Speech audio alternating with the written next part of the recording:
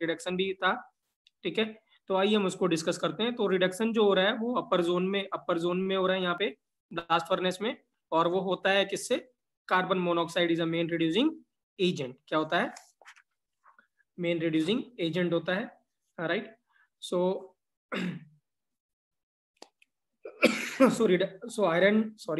iron is reduced in the upper region of the furnace, right? Carbon monoxide serves as a reducing agent. तो जो higher oxides होते हैं वो ये sequence follow करते हैं for the reduction. Fe2O3 converts होता है Fe3O4 में, फिर Fe में, FeO में, एंड देन लास्ट में किसमें? Fe में, ठीक है, राइट। तो ये सब रिएक्शन कल मैंने नोट्स में भेजा था, आपने लिख भी लिया होगा। Fe2O3 कंबाइन करेगा CO से तो Fe3O4 बनता है, फिर Fe3O4 फिर से CO से कंबाइन करेगा, फिर FeO बनेगा, और फिर FeO फिर से CO से कंबाइन करेगा और Fe बनेगा, राइट। इसको स्पॉन्जी आयरन कहते हैं, जो यहाँ पे ये जो प्रोड्यूस होता है, बिकॉज इसकी डेंसिटी क्या होती है? काफी कम होती है, राइट। और जो ये रिएक्शन होती है बच्चों 500 टू 800 केल्विन के बीच में होती है। तो यहाँ पे ये जो रिडक्शन है जो आपका मेन रिड्यूसिंग एजेंट क्या था, जो आपने लिया था बच्चों, वो रिड्यूसिंग एजेंट क्या था आपके पास? वो क्या था? Which reducing agent you have taken? आपने लिया क्या था इनिशियल रिड्यूसिंग एजेंट? कोक लिया था, राइट। बट यहाँ पे जो रिडक्शन हो रही है वो किससे हो रही है? CO से हो रही। तो ये जो रिडक्शन है ये सारी की सारी क्या है? इनडायरेक्ट रिडक्शन है। क्या है? इनडायरेक्ट रिडक्शन है, क्योंकि जो मेन रिड्यूसिंग एजेंट है उससे रिड्यूस नहीं हो रहा, उसके बाय प्रोडक्ट से रिड्यूस हो रहा है, राइट। और कल हमने एक और रिएक्शन लिखी थी यहाँ पे, ये वाली रिएक्शन है, राइट। जो FeO है जो बच जाएगा वो कोक से रिड्यूस होगा। जो ये रिडक्शन है ये क्या हो जाएगा? डायरेक्ट रिडक्शन हो जाएगा। क्या हो जाएगा? डायरेक्ट रिडक्शन हो जाएगा। क्लियर है, right. So this is the reduction of iron के जो ऑक्साइड्स हैं उसका रिडक्शन होगा, राइट। तो हमने कौन कौन से जोन डिस्कस कर लिए बेटा? हमने डिस्कस कर लिया combustion zone, we have discuss the slag zone, we have discuss the reduction zone. Loss of moisture, कुछ भी जो मॉइस्चर होगा वो रिमूव हो जाएगा, या कुछ जो वोलेटाइल इंप्योरिटीज होंगी वो यहीं पे रिमूव हो जाएंगी और एग्जॉस्ट गैस के साथ निकल जाएंगी, ठीक है, राइट। सो लास्ट बचता है फ्यूजन जोन बच्चों।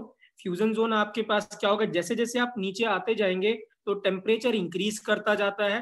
तो यहाँ पे इतना ज्यादा टेम्परेचर होता है कि जो आयरन है और जो स्लैग है वो दोनों मोल्टन फॉर्म में मिल जाते हैं, राइट। और ड्यू टू द ग्रेविटी दोनों नीचे की तरफ मूव करेंगे, राइट। अब क्या होता है? Due to their difference in specific gravity या डेंसिटी, जो भारी होगा वो नीचे सेटल डाउन हो जाएगा, जो हल्का होगा वो ऊपर रह जाएगा। तो स्लैग क्या करता है? स्लैग की डेंसिटी कम होती है, स्पेसिफिक ग्रेविटी कम होती है, तो ये क्या करेगा? ऊपर पे सेटल डाउन, ऊपर रहेगा, इसके फ्लोट करेगा, किसके? इसके आयरन के ऊपर, जो मोल्टन आयरन मिलेगा उसके ऊपर क्या करेगा? ये फ्लोट करेगा। स्लैग, यहाँ पे स्लैग का क्या और कोई पर्पस भी आप बता सकते हैं? यहाँ पे स्लैग और क्या कर रहा होगा अगर ऐसा क्वेश्चन आ जाए कि ये जो यहाँ पे लेयर है स्लैग की, what is the other purpose of the slag? यहाँ पे स्लैग क्या कर रहा होगा और क्या कर रहा होगा? चलिए, स्लैग था, इंप्योरिटी था, निकल गया यहाँ से।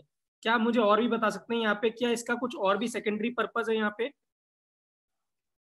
ओके ओके ओके ओके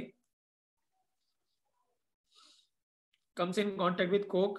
आप देखिए यहाँ से आप क्या भेज रहे हैं, मुझे बताइए, what you are sending it from here. हाँ, यहाँ से आप क्या भेज रहे हैं? O2 भेज रहे हैं ना। तो इसका मतलब ये आयरन क्या होगा? आयरन फिर से किस में जाना चाहेगा? O2 के फॉर्म में, किसमें? आयरन ऑक्साइड में कन्वर्ट होना चाहेगा। तो इसका मतलब क्या होगा? ये जो लेयर है, स्लैग की लेयर है, वो इसको क्या करेगी? जो आयरन है यहाँ पे जो आपको मिला हुआ है, ठीक है, उसको फर्दर ऑक्सीडाइज करने से प्रिवेंट करेगी कि वो इसके कॉन्टेक्ट में ना आए। तो जो स्लैग की लेयर है ये एक और काम करती है यहाँ पे कि जो आपको आयरन मिल रहा है वो ऑक्सीजन के साथ रिएक्ट करके फिर से ऑक्साइड ना बनाए, नहीं तो फिर से हम स्टार्टिंग में पहुंच जाएंगे जहां से हमने इस प्रोसेस स्टार्ट किया था। सो ये याद रखिएगा, स्लैग का यहाँ पे जो स्लैग लेयर है उसका एक और पर्पज है। ठीक है बच्चों, तो आइए इसको एक बार रीड कर लेते हैं। So the fusion zone, the temperature below the middle of the furnace is high enough to melt both iron and the slag. They get collected in the layers at the bottom of the furnace. Less dense slag floats on the iron and protect it from the oxidation. अब क्या होता है यहाँ पे, right, blast furnace में यहाँ पे अगर आप देख सकते हैं यहाँ पे टैपिंग दे रखी है, तो थोड़ी थोड़ी देर बाद हम क्या करते हैं, यहाँ से आयरन को क्या करते हैं? रिमूव करते रहते हैं, राइट, और स्लैग भी यहाँ से रिमूव करते रहते हैं, ठीक है, राइट। ठीक है। So several times the slag and the molten iron is withdrawn from the furnace. और अगर आपने यहाँ लास्ट में देखा होगा तो जो आयरन यहाँ से आपको मिल रहा है उस आयरन को कहते हैं पिग आयरन। क्या कहते हैं? Pig iron. Very very important. So the iron, question ऐसा पूछा जाता है आयरन का किस फॉर्म, आपको क्या फॉर्म मिलता है आपको ब्लास्ट फर्नेस से, तो है वो पिग आयरन। सो पिग आयरन क्या होता है? पिग आयरन कंटेन्स 3 to 4% क्या कार्बन होता है उसमें, right. Where some other impurities भी हो सकती हैं, सल्फर सिलिका भी होती हैं, राइट। कैल्शियम हो सकता है, मैग्नीशियम मैग्नीज हो सकता है, फॉस्फोरस होता है, और भी इम्प्योरिटीज होती हैं, बट मेनली क्या होता है 3 to 4% कार्बन होता है। ठीक है। तो जिस भी आयरन में 3 to 4% क्या होगा, आयरन होता है, ऐसे हम उसको क्या बोलते हैं? पिग आयरन कहते हैं। इसको क्या कहते हैं? Pig iron. तो जो पिग आयरन होता है ये ब्रिटल होता है, राइट। ठीक है। इतना मेलिएबल नहीं होता, टूट जाता है। ठीक है। और जो इसकी जो स्ट्रेंथ होती है, ठीक है, वो किस पे डिपेंड करती है? परसेंटेज ऑफ कार्बन एटम पे। मेनली क्या है, जो कार्बन है वो इसकी परसेंटेज ऑफ स्ट्रेंथ, या सॉरी स्ट्रेंथ को डिटरमाइन करता है, परसेंटेज ऑफ कार्बन। ठीक है। So the iron which is obtained from the blast furnace is pig iron. उसको क्या कहते हैं? पिग आयरन कहते हैं, राइट। इंपॉर्टेंट है बच्चों। So it is hard and brittle metal and impurities and persist strength. क्या है? नट बोल्ट में बेटा बाद में आप जब पढ़ेंगे बेटा, नट बोल्ट यूजली क्या करते हैं? आयरन के होते हैं, but they are of MS, वो एमएस के होते हैं। सी, ठीक है ना, सी पी आई के नहीं होते हैं, वो यूजली क्या होते हैं? सी एमएस के होते हैं। एमएस मींस माइल्ड स्टील के होते हैं, ठीक है ना, राइट। और भी बहुत तरीके के स्टील आता है, नंबर्स में आता है, स्टील 302 ये, राइट, एमएस, ठीक है, ऐसे आता है, राइट। अब क्या है, अगर हम इसमें पिग आयरन से क्या करें, अगर हम परसेंटेज ऑफ कार्बन एटम थोड़ा सा कम कर दें, राइट, मतलब अगर हम इसको 3 to 4% से इसको, हाँ बेटा, बट अट्रैक्ट तो करेगा ना, क्योंकि उसमें कार्बन है ना, बट उसमें मेन मेन कंटेंट क्या है? मेन कंटेंट तो आयरन है ना। स्टील क्या होता है?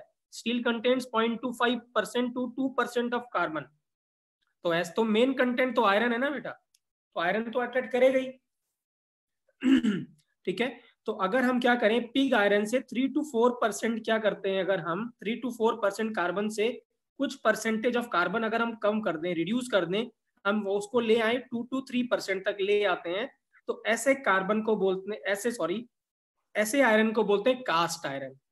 तो ऐसे आयरन को क्या बोलते हैं? Cast iron. तो मैंने कल आपको बताया था, there is a very slight difference between pig iron and cast iron, but ये इंपॉर्टेंट है। Pig iron contains high percentage of carbon atom as compare to cast iron. Cast iron में 2 to 3% होता है कार्बन, और pig iron में कितना होता है? 3 to 4% होता है। और कास्ट आयरन कैसे बनाया जाता है? ये जो आपको पिग आयरन मिल रहा है, ठीक है, ये बाद में क्या होता है? सॉलिडिफाई हो जाता है। इसको हम रीमेल्ट करते हैं। क्या करते हैं? इसको दोबारा मेल्ट करते हैं, और कुछ आयरन का जो स्क्रैप होता है उसके साथ और कोक के साथ इसको मिक्स कर देते हैं, ठीक है। तो इस वजह से क्या होता है, ठीक है, थोड़ा बहुत कार्बन जो होता है, और क्या होता है, हॉट एयर भेजते हैं, ब्लास्ट एयर भेजते हैं, ठीक है, तो उसकी वजह से थोड़ा सा जो कार्बन कंटेंट है वो थोड़ा रिड्यूस हो जाता है, ठीक है, 2 to 3% आ जाता है।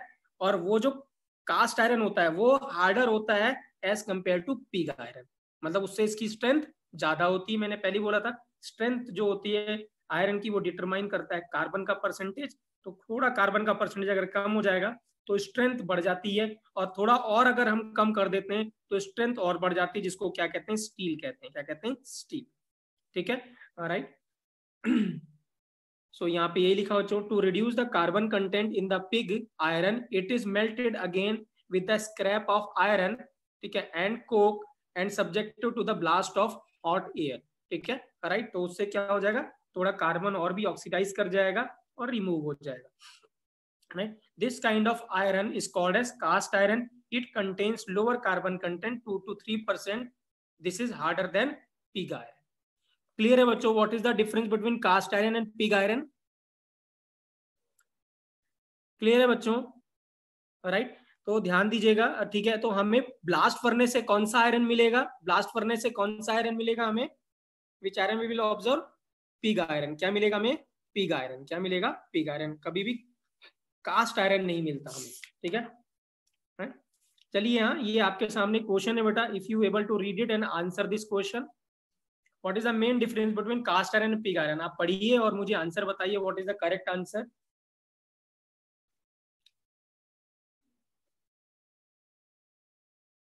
तो द करेक्ट आंसर क्या है बच्चों इसका? और भी बच्चे आंसर देंगे बेटा? हाँ, पहला है सीआई क्या प्योरेस्ट फॉर्म ऑफ आयरन है? नहीं बेटा, ये पहला आंसर इनकरेक्ट है।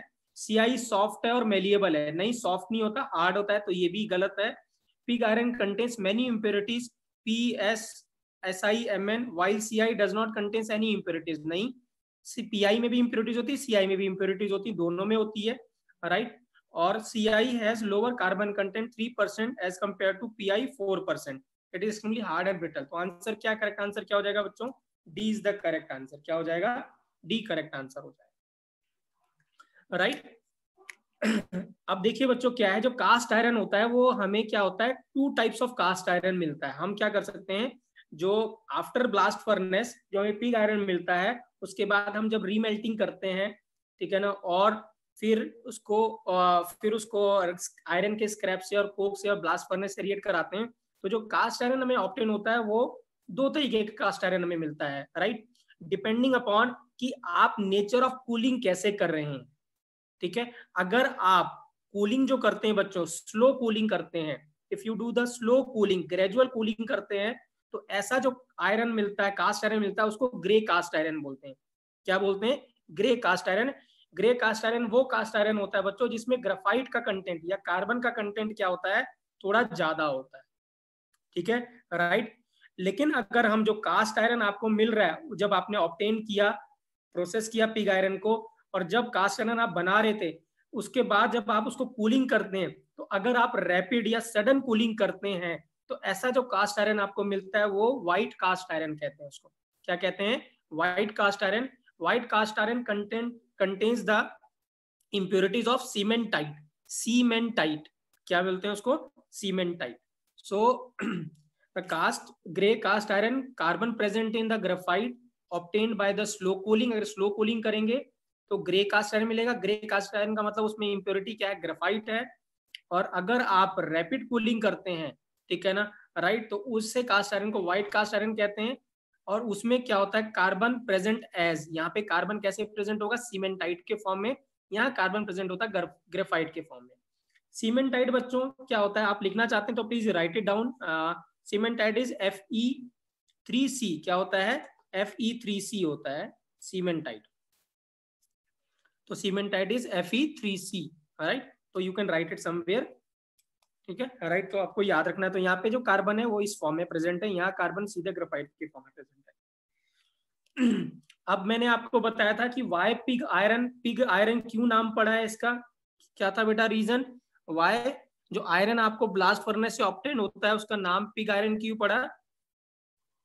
बिकॉज जो मोल्ड, जो आपको जो आयरन मिलता है ब्लास्ट फर्नेस से, ठीक है ना, उसको हम क्या करते हैं, ठीक है, उसको क्या करते हैं, एक मोल्ड होता है इस शेप का बेटा, हाँ, ये शेप, इस शेप का मोल्ड होता है ऐसे, ठीक है, तो इसको पिग कहते हैं। क्या कहते हैं? पिग। अगर आप देख रहे होंगे इसका शेप क्या है, पिग है। आप बनाना चाहते हैं तो बना सकते हैं अपने उसमें नोटबुक में, राइट, बाद में आप फेयर कर लीजिएगा, ठीक है, इसको पिग कहते हैं, राइट। तो ये मोल्ड होता है, तो जो भी मोल्टन आपको मिलता है आयरन आफ्टर ब्लास्ट फर्नेस, ठीक है ना, उसको इस मोल्ड में डालते हैं, ठीक है ना, राइट, और इसको पिग कहते हैं। तो ये जो एक पीस होता है वो 1 पीस 30 kg का होता है। क्या होता है? एक पीस जो होता है वो 30 kg का होता है।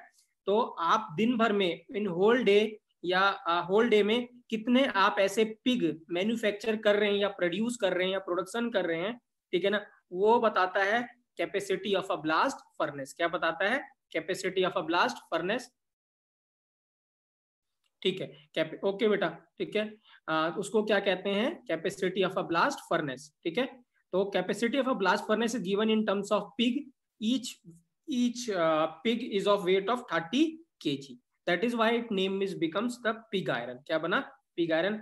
मैं यहाँ सेमेंटाइट भी लिख देता हूँ, Fe3C सीमेंटाइट, है ना, सो दैट आपको ये पेज अगर चाहिए होगा तो ये हो जाएगा, राइट। तो आप यहाँ पे देख सकते हैं capacity of a blast furnace is given in terms of pig, ठीक है। Molten iron is sent to the mould shape like pig to obtain a solid iron. This mould is of 30 kg called as pig. Any blast furnace, in any blast furnace, how many pig you can can be form tells us about the capacity of the furnace. क्या बताता है? Capacity of a furnace. आप कितना production करते हैं pig का in whole day, that tells about the capacity of a furnace. Clear है बच्चों? क्लियर है बेटा? राइट, ठीक है। So that is pig iron, right, ठीक है। नाउ बच्चों क्या है? Purification. Now it is of purification, right, that is production of wrought iron. Wrought iron क्या है बच्चों? रॉट आयरन जो है it is a purest form of iron. Wrought iron क्या है? प्योरेस्ट फॉर्म ऑफ आयरन है, ठीक है। इट कंटेन्स 99.5% ऑफ आयरन, आप देख सकते हैं, और कार्बन जो है वो 0.1 to 0.25% है, ठीक है ना। Rest is MnP, silica etcetera, ये सब होता है। तो प्योरेस्ट फॉर्म ऑफ जो आयरन होता है उसका नाम है रॉट आयरन, ठीक है ना, राइट। इसका मतलब हमें कास्ट आयरन जो हमें मिला है या पिग आयरन जो मिला है उसको हमें क्या करना पड़ेगा? उसका हमें रिफाइनिंग करना पड़ेगा। हमें क्या करना पड़ेगा? हाउ प्योरेस्ट मीन्स बेटा, मैं समझा नहीं, ठीक है। रॉट आयरन, ठीक है, तो उसका क्या होगा? जो पिग आयरन आपको मिल रहा है उसका क्या करना पड़ेगा? वो रिफाइनिंग करना पड़ेगा। तो जो रिफाइनिंग, जो आयरन की जो रिफाइनिंग है उस प्रोसेस का एक नाम है, अभी देखेंगे बेटा, हाँ ठीक है ना, अभी देखेंगे उसको, ठीक है ना। उसको हम क्या कहेंगे? Puddling process. उसको क्या कहते हैं? Puddling process. तो इंपॉर्टेंट है ये प्रोसेस का नाम। तो manufacture, it is manufacture from the cast iron by puddling process. तो कास्ट आयरन को क्या करते हैं हम? रिफाइनिंग करते हैं, ठीक है ना। तो आयरन की जो रिफाइनिंग होती है उस प्रोसेस का नाम क्या है? पुडलिंग प्रोसेस है। क्या है? पुडलिंग प्रोसेस है, राइट। तो अब होता क्या पुडलिंग प्रोसेस में? सीआई क्या करते हैं हम? कास्ट आयरन को हीट करते हैं रिवर्बरेटरी फर्नेस में, ठीक है ना। और ये जो रिवर्बरेटरी फर्नेस होता है, ये जो लाइंड होता है अंदर से, जो इसमें लाइनिंग होती है, एक लेयर होती है, वो किसकी होती है? Fe2O3 की लाइनिंग होती है, या लेयर चढ़ी हुई होती है अंदर से इस फर्नेस के। उसका रीजन है, ऐसा हम क्यों कर रहे हैं? क्योंकि अभी हम देखने जा रहे हैं ऐसा क्यों करते हैं और क्यों इतना हाईएस्ट प्योरिटी मिलता है आपको, ठीक है, राइट।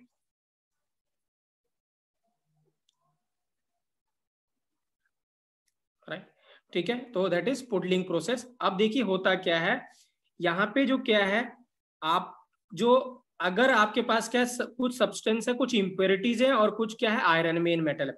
तो अगर आपके पास, हम यहाँ पे कोई और एक्सटर्नल वो नहीं डाल रहे हैं, कुछ भी हमने एक्स्ट्रा ऐड नहीं किया है कि कोई चीज किसी के साथ रिएक्ट करे। हम क्या करना चाह रहे हैं यहाँ पे? हम ये जो सब्सटेंस है, जो लाइनिंग है जिसकी आपने अंदर फर्नेस के अंदर लाइनिंग करी हुई है, जो लेयर चढ़ाई हुई है, ठीक है ना, राइट, इसी सब्सटेंस से हम क्या करना चाहते हैं, ठीक है ना, राइट। सब्सटेंस जो इंप्योरिटीज है उसको क्या करना चाहते हैं? उसको ऑक्सीडाइज करना चाहते हैं। तो ये जो सब्सटेंस है ये ऑक्सीडाइजिंग एजेंट की तरह काम करेगा, ठीक है ना, राइट। ऑक्सीडाइजिंग एजेंट की तरह काम करेगा फॉर द इम्प्योरिटीज। तो अगर आप मुझे ये बताओ, क्या ये Fe अगर है तो Fe2O3 के साथ रिएक्ट करेगा क्या? Fe2O3 के साथ रिएक्ट करेगा क्या? यस या नो? नहीं, ऐसा नहीं होता है, राइट, ठीक है। तो ये रिएक्ट नहीं करेगा, राइट। तो जो इम्प्योरिटीज हैं वो इसको ऑक्सीडाइज कर देंगी, कर देंगी। बोरिक लाइनिंग नहीं बेटा, लाइनिंग इज ऑफ, ये बोरिक नहीं है बेटा, बेसिक है, दिस इज बेसिक। ये क्या है? ऑक्साइड क्या है? बेसिक है बेटा ये। हर्षित अभी क्लियर है आपको? क्योंकि Fe2O3 is basic in nature, तो हमने क्या कर रखा? बेसिक की लाइनिंग कर रखी है, बेसिक सब्सटेंस की। अब आप समझ सकते हैं वाई बेसिक। अब आप समझ सकते हैं वाई बेसिक, ऐसा बेसिक क्यों होगा? क्योंकि जो ज्यादातर जो इम्प्योरिटीज हैं वो एसिडिक नेचर की हैं। ज्यादातर जो इम्प्योरिटीज हैं वो क्या है? एसिडिक नेचर की हैं। तो एसिड और बेस क्या करेगा? रिएक्ट कर जाएगा और हमें प्योरेस्ट फॉर्म ऑफ क्या मिल जाएगा? आयरन मिल जाएगा, ठीक है। सो यहाँ पे मैंने ये सब्सटेंस लिखे हैं बच्चों, राइट। देखिए क्या है बेटा, राइट, ठीक है। क्योंकि Fe, आपने ऐसा रिएक्शन देखा होगा, अगर मैं आपसे पूछूं NaCl, ठीक है, प्लस HCl, क्या रिएक्शन होगी बेटा? यहाँ पे क्या रिएक्शन होगी? NaCl plus HCl, what reaction will occur? कोई रिएक्शन नहीं होगी। ये आपने कॉन्सेप्ट आयनिक इक्विलिब्रियम में देखा होगा, हाँ, आयनिक इक्विलिब्रियम में देखा होगा। ये आपने कॉन्सेप्ट है कि अगर एक भी आयन कॉमन होता है दोनों में तो रिएक्शन नहीं होती है बेटा, ठीक है, राइट। नहीं, न्यूट्रल सॉल्ट नहीं बेटा, हाँ, अगर याद रखिएगा, मैं आपको इंपॉर्टेंट चीज बता रहा हूँ कि यहाँ पे देखिए ये और ये दोनों में कॉमन है, तो अगर ये दोनों में कॉमन होगा तो रिएक्शन नहीं होगी, क्या करेगा वो रिएक्शन करके, ठीक है। तो ऐसा कभी भी रिएक्शन नहीं होती जब एटलीस्ट एक आयन कॉमन होता है, ठीक है। तो जिन्होंने पूछा था बेटा विट्टुल या क्या था जो भी नाम था, अभी क्लियर है आपको क्यों Fe रिएक्ट नहीं किया है Fe2O3 से?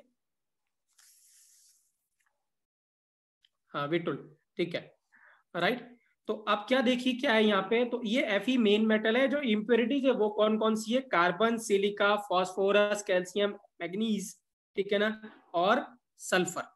अब ये सारी इम्प्योरिटीज है और ये मेन मेटल है, और हम क्या कर रहे हैं Fe2O3 जो ऑलरेडी लाइनिंग है जिसकी, ठीक है ना, उससे हम इसकी रिएक्शन करवाना चाह रहे हैं, ठीक है ना। तो क्या होगा इसके बाद जो आपको आयरन मिलता है वो प्योरेस्ट फॉर्म ऑफ आयरन मिलता है, जिसको हम क्या कहते हैं, रॉट आयरन कहते हैं। क्या कहते हैं, रॉट आयरन कहते हैं। अब देखिए रिएक्शन क्या होती है यहाँ पे, तो ध्यान से देखिएगा रिएक्शन क्या क्या होती है यहाँ पे, ठीक है। तो कार्बन जो होगा, ये सारी जो इम्प्योरिटीज हैं, ठीक है ना, आप देख सकते हैं ज्यादातर इम्प्योरिटीज एसिडिक नेचर की हैं, वो रिएक्ट कर जाती हैं। तो ये क्या करेगा, इन सबको क्या करेगा, Fe2O3, carbon, silica, phosphorus, manganese and calcium, ठीक है ना, सल्फर। कैल्शियम बहुत कम होता है, ठीक है ना, राइट, बट ये जो सब्सटेंस है ये सारे रिएक्ट करते हैं, कैल्शियम वैल्शियम भी होता है, ठीक है।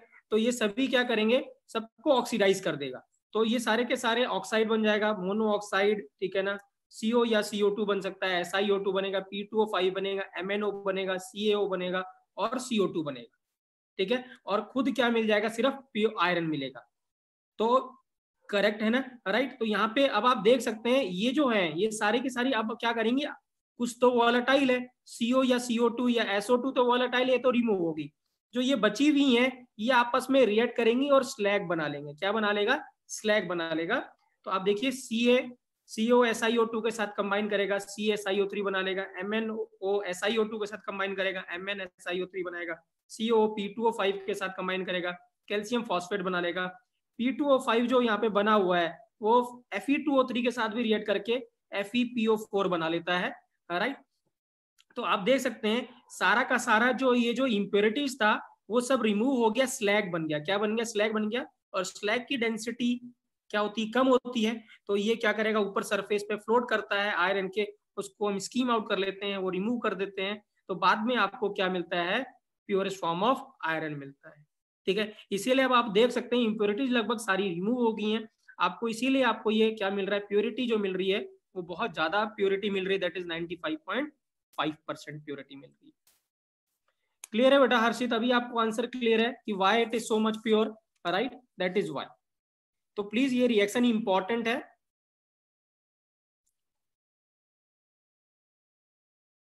हाँ बेटा कम कर देगी, बिल्कुल करेगी, साइड रिएक्शन होगी तो कम कर देगा। तो आपको थोड़ी थोड़ी दिन बाद क्या करना पड़ेगा, राइट, आप जब देखेंगे कि जो आयरन है या स्लैग है उसका अमाउंट कम हो रहा है, जब आप देखेंगे कि स्लैग का अमाउंट कम हो रहा है, दिस मीन्स आपको क्या पता चलेगा उससे, आपको क्या पता चलेगा अगर स्लैग का अमाउंट कम हो रहा होगा तो आपको ये पता चलेगा कि जो लाइनिंग है वो धीरे धीरे क्या हो रही है, लाइनिंग जो है Fe2O3 की वो धीरे धीरे क्या हो रही है, खत्म हो रही है, ठीक है ना, वीक हो रही है, कंज्यूम हो रहा। दिस मीन्स आपको थोड़ी दिन बाद फिर से क्या करना पड़ेगा, उसमें दोबारा से आपको उसकी क्या करनी पड़ेगी, लेयर या लाइनिंग देनी पड़ेगी, किसके लिए, Fe2O3 की, राइट। तो ये आपको बार बार करना पड़ेगा,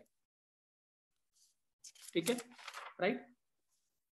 तो यहाँ पे देखिए, द CO फॉर्म्ड, ठीक है, the CO formed escape and burn with, देखिए अब ये इंपॉर्टेंट है, ये ध्यान रखिएगा टर्म, जो CO जो एस्केप करता है, ठीक है, वो क्या करता है, ब्लू फ्लेम की तरह बर्न करता है, और इस फ्लेम को पुडलर कैंडल कहते हैं। तो कभी पूछ लिया जाए व्हाट इज पुडलर कैंडल, तो आप बता सकते हैं जो CO जो यहाँ पे बन रहा है वो एस्केप आउट करता है और ब्लू फ्लेम से बर्न करता है, उसी को क्या कहते हैं, पुडलर कैंडल कहते हैं, ठीक है, राइट। और जो मोल्टन मास मिलता है आपको फर्नेस में, वो इन टाइम्स ऑफ क्या मिलता है, बॉल के फॉर्म में मिलता है। तो जो आपको रॉट आयरन मिलता है वो क्या मिलता है, वो हमें बॉल के फॉर्म में मिलता है। अब इस बॉल का करते क्या है, इस बॉल में तो स्लैग होगा ही होगा, थोड़ा बहुत तो होगा ही होगा, आपने स्कीम आउट किया होगा लेकिन तभी भी होगा। तो हम क्या करते हैं कि स्टीम हैमर से, ठीक है ना, स्टीम हैमर से इसकी क्या करते हैं, हैमरिंग करते हैं बहुत जोर जोर से। तो क्या होता है, जो भी स्लैग इसमें होता है वो भी क्या करता है, रिमूव हो जाता है। क्या करता है, रिमूव हो जाता है स्टीम हैमर से, ठीक है। तो क्या होता है उसके बाद जो आपको मिलता है वो काफी प्योर आपको क्या मिलता है, रॉट आयरन मिलता है। बट रॉट आयरन स्टिल इतना अभी भी उसमें थोड़ी बहुत तो इम्प्योरिटी नहीं है, 0.5% है, इसीलिए वो जो इम्प्योरिटीज होती हैं, इसी इम्प्योरिटीज की वजह से क्या होता है, इसमें क्या होता है, थोड़ा जो रॉट आयरन होता है वो फाइब्रस होता है। क्या होता है? फाइब्रस होता है। ठीक है। स्टीम हैमर बेटा एक हैमर की तरह जनरली आप वो जो आपने देखा हो क्या कहते हैं, सेम प्रिंसिपल पे काम करता है जैसे स्टीम इंजन प्रिंसिपल पे काम करता है।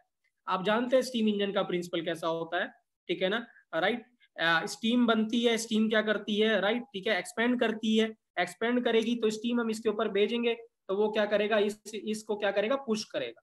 तो स्टीम हैमर क्या होता है, काफी एक्यूरेसी रहती है इसकी हैमरिंग की, और इसका वेट भी बहुत ज्यादा होता है, ठीक है ना, 250 to 2000 या सॉरी 25,000 kg तक भी इसका प्रेशर होता है या वेट जो अप्लाई करता है। सो नथिंग एल्स, ये क्या होता है, सिंपल क्या, एक मैकेनिकल प्रेशर है।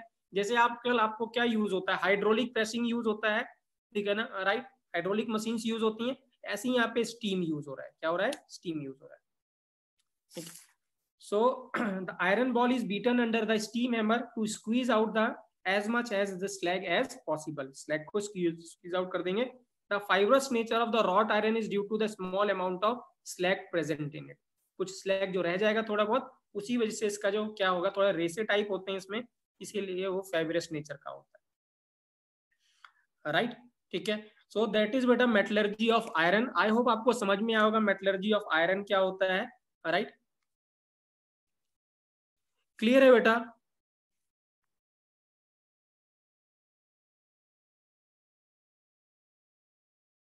ओके,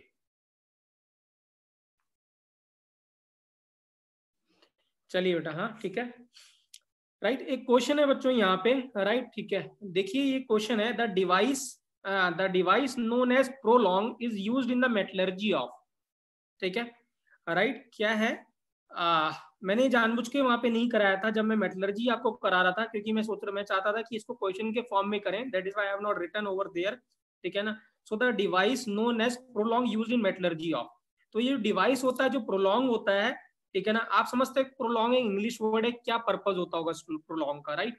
किसी भी सब्सटेंस को ज्यादा देर तक एक्सटेंड करना है किसी प्रोसेस को, तो उसको प्रोलॉन्ग कहते हैं। क्या कहते हैं? प्रोलॉन्ग। तो प्रोलॉन्ग क्या होता है, एक आयरन डिवाइस होता है, बेंड शेप का एक आयरन डिवाइस होता है, ठीक है ना, जो कि यूज होता है जिंक के मेटलर्जी में। किसकी मेटलर्जी में? जिंक के मेटलर्जी में। तो ZnO की जो हमने रिडक्शन किया था कोक के साथ किया था, ठीक है, तो ZnO और कोक को क्या करते हैं, हीट करते हैं, ठीक है ना, और उसमें क्या करते हैं, एक long bent iron device use करते हैं जो कि अटैच होता है, उसी को प्रोलॉन्ग कहते हैं। उसी को क्या कहते हैं? प्रोलॉन्ग कहते हैं। तो same I have written over here, the mixture of ZnO and the coke is heated in the fire clay ware to which the long bent iron device is attached. This long bent iron device is called as bent. So what is the prolong is called as prolong. So what is the correct answer बच्चों? क्या है correct answer इसका? ए। तो ये याद रखिएगा, A answer है, right. आज मुझे सुबह एक बच्चे ने क्वेश्चन भेजा था, राइट, ठीक है, मैं एक मिनट दिखाना चाहता हूँ, और राइट, ये ये ऐसा क्वेश्चन, ये एनसीईआरटी की एक लाइन है, अगर आप देख सकते हैं पिंक कलर से हाईलाइटेड है ये लाइन, ठीक है, राइट। तो ये इलेक्ट्रोलिटिक रिफाइनिंग में गिवन है, इसमें ये लाइन गिवन है, the electrolytic bath contains soluble salt of same metal, the more basic metal remains in the solution and less basic settle down as an anode mud.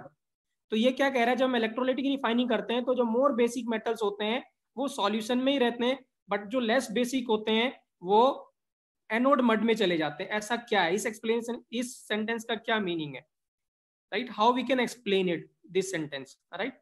तो इसका ये answer है बेटा, राइट, दिस जो line है, ये जो लाइन है that specifically used for copper metallurgy. ये जो लाइन है ये कॉपर मेटलर्जी के या कॉपर रिफाइनिंग के लिए यूज करी जाती है। किसके लिए? कॉपर रिफाइनिंग के लिए यूज करी जाती है। अब कॉपर में क्या होता है, कॉपर में दो तरीके की इंप्योरिटीज होती हैं। एक होता है मोर इलेक्ट्रोपॉजिटिव, या इसको बोलते हैं जो मोर इलेक्ट्रोपॉजिटिव होगा तो मोर बेसिक नेचर का होगा, और लेस इलेक्ट्रोपॉजिटिव होगा वो क्या होगा, लेस बेसिक नेचर का होगा। अब क्या होगा, जो राइट, जो लेस इलेक्ट्रोपॉजिटिव या जो लेस बेसिक होता है वो इंप्योरिटीज होती हैं gold, silver, platinum, selenium, tellurium, right, और एंटीमनी, ये होती हैं। और जो मोर इलेक्ट्रोपॉजिटिव होती हैं वो क्या होता है, कोबाल्ट, निकल, जिंक और आयरन, ठीक है, राइट, ये होती हैं। अब क्या होता है, हम क्या करते हैं, वोल्टेज ऐसा ऐसा मेंटेन करके रखते हैं रिफाइनिंग के दौरान कि क्या होता है कि जो मोर इलेक्ट्रोपॉजिटिव एलिमेंट हैं वो क्या करते हैं, वो सॉल्यूशन के अंदर रहते हैं, वो रिड्यूस नहीं करते हैं। लेकिन जो क्या होते हैं, जो लेस इलेक्ट्रोपॉजिटिव होते हैं, राइट, ठीक है, वो रिड्यूस कर जाते हैं। आप समझ सकते हैं इनका जो एसआरपी होगा वो एसआरपी ज्यादा होगा, तो जिसका एसआरपी ज्यादा होता है वही रिड्यूस करता है, आपको पता होगा ये, ठीक है, राइट। तो ये क्या करते हैं, हम वोल्टेज ऐसा मेंटेन करके रखते हैं कि ये रिड्यूस हो जाए, ये रिड्यूस ना हो जाए। तो ये रिड्यूस अगर नहीं होगा तो ये सॉल्यूशन के अंदर ही रहेगा, और ये रिड्यूस हो जाएगा तो ये नीचे सेटल डाउन हो जाएगा एनोड पे, जिसको क्या बोलोगे आप, एनोड मड बोलोगे। क्लियर है बच्चों, क्लियर है बेटा, इस लाइन का क्या मतलब है, राइट, ठीक है। तो ये क्वेश्चन के फॉर्म में, मैंने ये क्वेश्चन के फॉर्म में बनाया हुआ है ये क्वेश्चन, राइट। तो tell me what is the correct answer बच्चों, हाँ देखिए थे कौन बताता है, ठीक है। तो करेक्ट आंसर क्या है इसका, what is the correct answer इसका, not D, not D, it is answer is C, बेटा सी है ना, गीतिका क्या नाम था आपका, तो करेक्ट आंसर इज सी, ठीक है, राइट। क्योंकि अभी मैंने बोला था एनोड मड में, एनोड मड में याद रखेंगे, please write it down somewhere बेटा, प्लीज लिख लीजिए इसको, सिल्वर, गोल्ड, ठीक है ना, राइट, प्लेटिनियम, सेलूरियम, टेलूरियम और antimony, please write it down, ये एनोड मड में आएगा।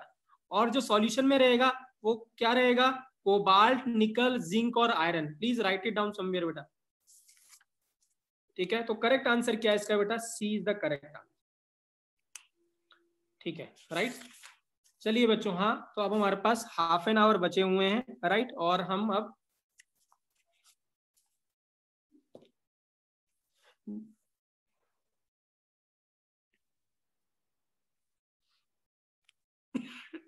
सॉरी, ठीक है।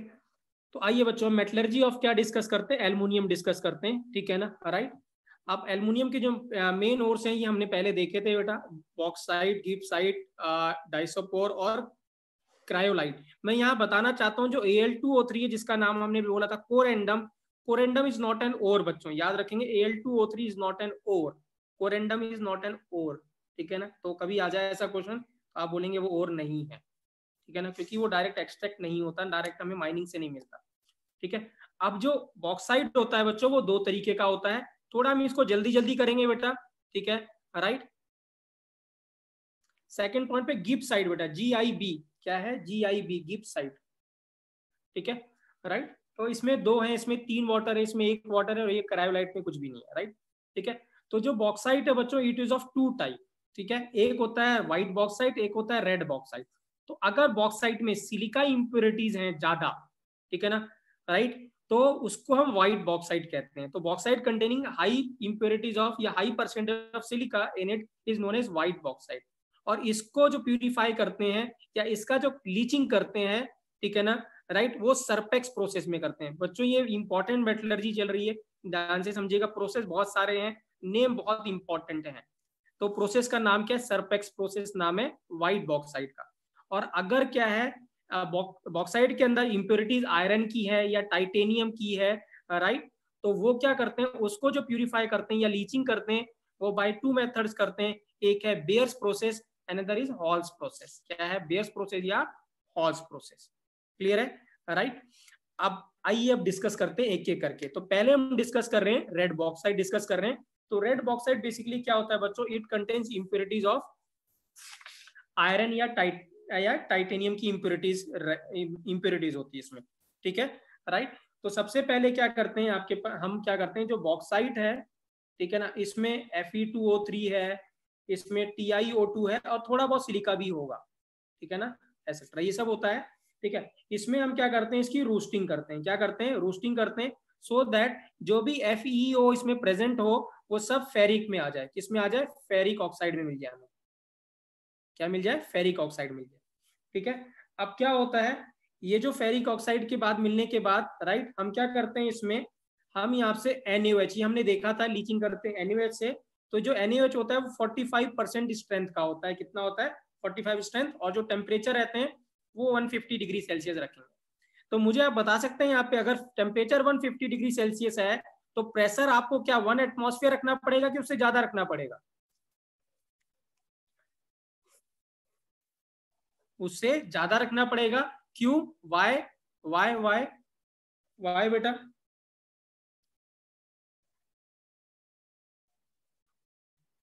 क्यों रखना पड़ेगा बेटा? हाँ, क्योंकि NaOH क्या है? NaOH क्या एक्वस सॉल्यूशन है, तो वो वेपोराइज कर जाएगा, इवेपोरेट कर जाएगा, तो उसके लिए आपको प्रेशर हाई रखना पड़ता है। ठीक है, हाई रखना पड़ेगा इसीलिए। नहीं, मेल्टिंग पॉइंट नहीं बेटा, यहाँ पे क्या होगा 150 डिग्री सेल्सियस है ना, तो NaOH है आपके पास, NaOH एक्वस है, तो आपको प्रेशर ज्यादा रखना पड़ेगा, अदरवाइज पानी इवेपोरेट कर जाएगा वाटर। अब जब आप इसको क्या करेंगे, इससे लीचिंग करेंगे तो आपको एक रेजिड्यू मिलेगा और एक फिल्ट्रेट मिलेगा। फिल्ट्रेट वो होता है बच्चों, राइट? ठीक है, व्हाट इज फिल्ट्रेट बेटा? क्या आप बता सकते हैं what is filtrate? What is filtrate? Filtrate क्या होता है? फिल्ट्रेट वो होता है बच्चों जब आप फिल्टर करते हैं जो सॉल्यूशन के साथ चला जाता है। नहीं नहीं, जो गेट फिल्टर्ड नहीं होता बेटा, विच passes through the filter paper. Filtrate वो होता है जब आप फिल्ट्रेशन करते हैं तो जो आपको यहाँ नीचे मिलेगा, ये मिलेगा, राइट, उसको फिल्ट्रेट कहते हैं। ठीक है, राइट। तो जो ये फिल्ट्रेट है, तो फिल्ट्रेट में आपको मिलता है क्या, जब आप इसको साथ रिएक्शन करते हैं सोडियम एल्यूमिनेट मिलता है। क्या मिलता है? सोडियम एल्यूमिनेट मिलता है, NaLO2 मिलता है, साथ में आपको अगर थोड़ा बहुत Na2SiO3 भी मिलेगा। क्या मिलेगा? Na2SiO3 मिलेगा, और यहाँ पे जो रेजिड्यू में वो आपको Fe2O3 मिल जाएगा, TiO2 मिल जाएगा, तो ये रिमूव हो गया। अब हम क्या करते हैं, यहाँ पे हाइड्रेशन कराते हैं। क्या करते हैं? हाइड्रेशन करते हैं, एक्सेस वाटर बेचते हैं, एक्सेस वाटर के साथ हाइड्रेशन कराते हैं, तो ये कन्वर्ट हो जाता है ALOH होल थ्राइस में। ठीक है, राइट। तो ये ALOH होल थ्राइस में कन्वर्ट होगा, और इसका फिर से जो होगा आपके पास, ये जो होगा ALOH होल थ्राइस क्या होता है बच्चों? सॉल्युबल और इनसॉल्युबल? सॉल्युबल और इनसॉल्युबल बेटा? ALOH होल थ्राइस सॉल्युबल और इनसॉल्युबल? ये इनसॉल्युबल होता है बेटा, हाँ याद रखेंगे, यहाँ इट इज इनसॉल्युबल, तो ये प्रेसिपिटेट कर जाएगा। क्या कर जाएगा? प्रेसिपिटेट कर जाएगा, और जो आपको फिल्ट्रेट मिलेगा, फिल्ट्रेट आपको मिल जाएगा Na2SiO3 फिल्ट्रेट मिल जाएगा। ठीक है, तो ये प्रेसिपिटेट मिल गया। अब इस जो प्रेसिपिटेट है आपको, राइट, ठीक है, उसको क्या करते हैं हम? इग्निशन करते हैं, बहुत हाई टेम्परेचर पे इग्निशन करते हैं, अराउंड 1200 डिग्री सेल्सियस। तो आपको जो मिलता है वो Al2O3 मिल जाता है, प्योर क्या मिल जाता है? Al2O3 मिल जाता है प्योर। ठीक है ना, राइट। इसको क्या बोलते हैं? एलुमिना। क्या कहते हैं? Alumina. So this is Bayer's process.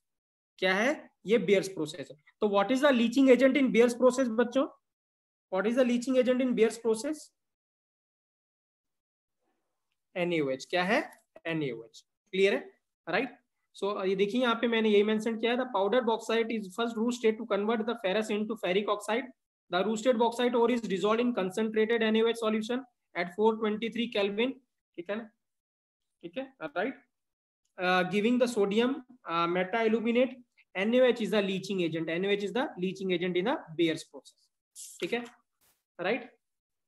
अब देखिए क्या है यहाँ पे, जो आपको NaLO2 मिलता है, हमने उसको क्या किया था? डाइल्यूट किया था, मतलब हाइड्रेशन किया था वाटर के साथ, और इसमें थोड़ा pinch of ALOH whole thrice भी ऐड कर देते हैं।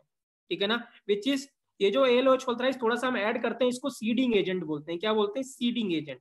तो यहाँ पे लिखा हुआ भी है ALOH whole thrice is added acting as a seeding agent. ठीक है, the solution is agitated well and NaL2 undergoes the hydrolysis gives ALOH whole thrice। ठीक है, और इस ALOH whole thrice को हम क्या करते हैं? हीट करते हैं या इग्निशन करते हैं वेरी हाई टेम्परेचर, तो गिव्स Al2O3। तो जो प्योर Al2O3 मिलता है उसको क्या कहते हैं? हम एलुमिना कहते हैं। क्या कहते हैं? एलुमिना कहते हैं। ठीक है, right. Do you know what is seeding agent बेटा? Seeding agent, anyone knows it? Seeding agent, right? नहीं, आज देखिए ना, क्या है, कोई चीज प्रेसिपिटेट करने के लिए, कोई चीज प्रेसिपिटेट करने के लिए कोई आपको क्या चाहिए? कोई एक न्यूक्लियाई चाहिए, कोई एक जगह चाहिए, न्यूक्लियस चाहिए, या कोई एक सॉलिड सरफेस चाहिए जिसके ऊपर और भी प्रेसिपिटेशन हो सके। ठीक है, राइट। तो सीडिंग एजेंट क्या करता है? एक न्यूक्लियाई प्रोवाइड करता है, एक न्यूक्लियाई की तरह होता है, जो फर्दर और जो होगा वो इसके ऊपर क्या करेगा? एक्यूमुलेट हो जाएगा। ठीक है, राइट। तो ये क्या करता है, इनिशिएट करता है किसका, प्रेसिपिटेशन को क्या करता है, इनिशिएट कर देता है। ठीक है, तो आप लिख सकते हैं seeding agent is a substance which provides condensation nuclei. क्या लिखेंगे, सीडिंग इज अ, लिख सकते हैं आप, seeding agent is a substance that provides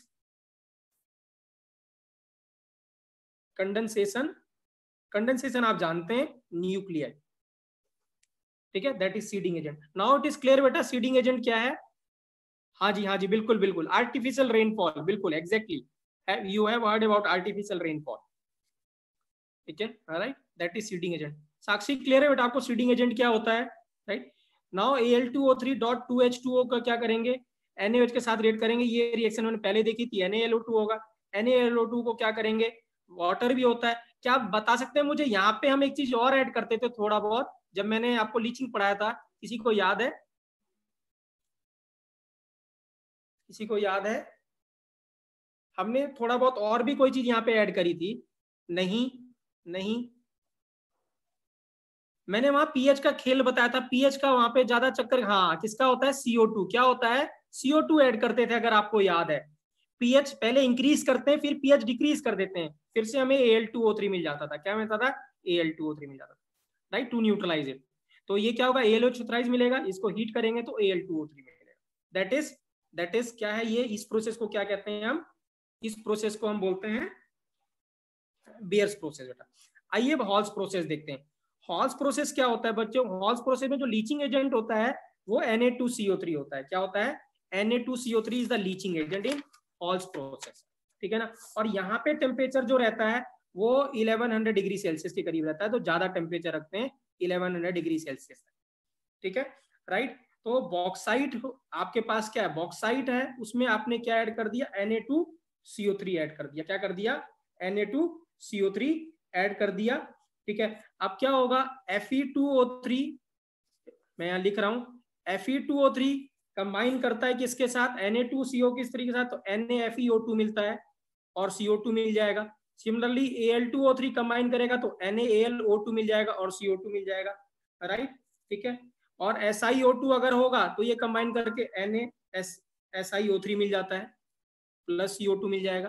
तो ये सब आपको मिलता है साथ में, राइट, क्लियर है। अब आपके पास क्या करते हैं, ये हमें रिएक्शन मिल गया, अब हम इसके यहाँ पे हाइड्रोलिसिस करते हैं। क्या करते हैं, हाइड्रोलिसिस करते हैं। तो जब हाइड्रोलिसिस करते हैं तो ये जो होता है ये फिर से क्या करता है, प्रेसिपिटेट कर जाता है ALOH होल थ्राइस।